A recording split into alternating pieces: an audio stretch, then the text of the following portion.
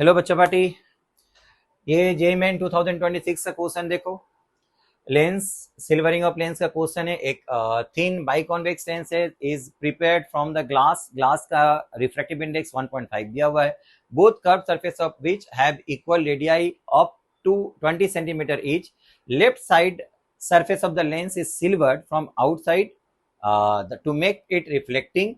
To have the position of the image and the object at the same place, the object should be placed from the lens at a distance of।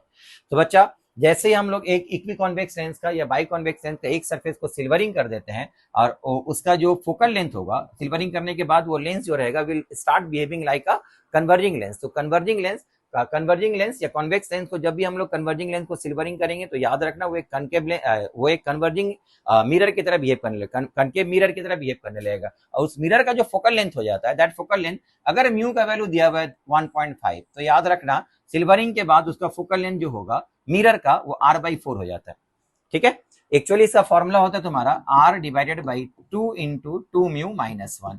ये actual formula होता है अगर एक side को silvering कर देंगे। क्योंकि यहाँ पर म्यू का वैल्यू 1.5 दिया हुआ है, तो ये याद कर लो। मोस्ट ऑफ द टाइम तुम्हारा लेंस इस मटेरियल से बना हुआ रहता है, उसका म्यू का वैल्यू 1.5 ही दिया हुआ रहता है मैक्सिमम केस में। तो अगर म्यू का वैल्यू 1.5 रहेगा तो 1.5 इंटू 2 3 हो गया, 3 माइनस 1 2, 2 इंटू 2 4 होगा, तो इसका वैल्यू r/4 हो जाएगा, है ना। r का वैल्यू चूंकि दिया हुआ तुम्हारा 20 सेंटीमीटर, तो r/4 का मतलब कितना हो गया बताओ, 5 सेंटीमीटर।